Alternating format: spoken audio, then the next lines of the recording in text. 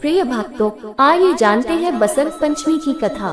बसंत पंचमी की पौराणिक कथाओं के अनुसार इस दिन माँ सरस्वती परम ब्रह्म की प्रकृति रूप में अवतरित हुई थी।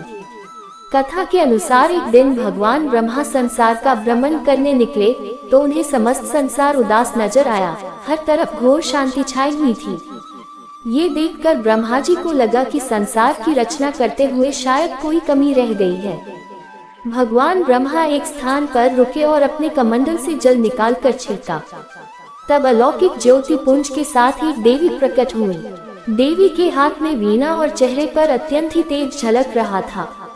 ये देवी माँ सरस्वती थी। उन्होंने ब्रह्मा जी को प्रणाम किया, जिसके उपरांत ब्रह्मा जी ने माता सरस्वती से कहा कि इस संसार में सभी लोग मूक हैं, ये आपसी संवाद नहीं कर सकते हैं। ये सुनकर माँ सरस्वती ने पूछा कि प्रभु मेरे लिए क्या आज्ञा है। तब ब्रह्मा जी ने माँ सरस्वती से कहा कि वे अपनी वीणा से इन्हें ध्वनि प्रदान करें, जिससे इनके बीच संवाद हो सके और ये एक दूसरे की भावों को समझ सके।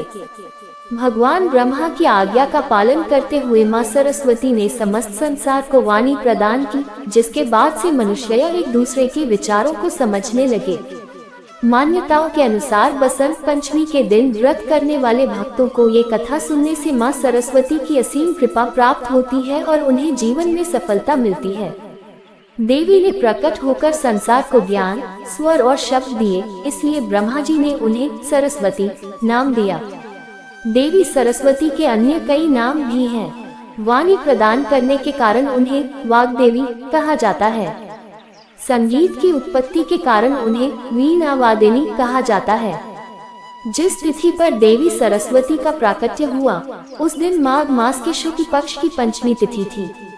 इसी कारण हर वर्ष इस दिन को बसंत पंचमी और सरस्वती पूजा जैने नामों से जाना जाता है और उत्साह के साथ इस तिथि को मनाया जाता।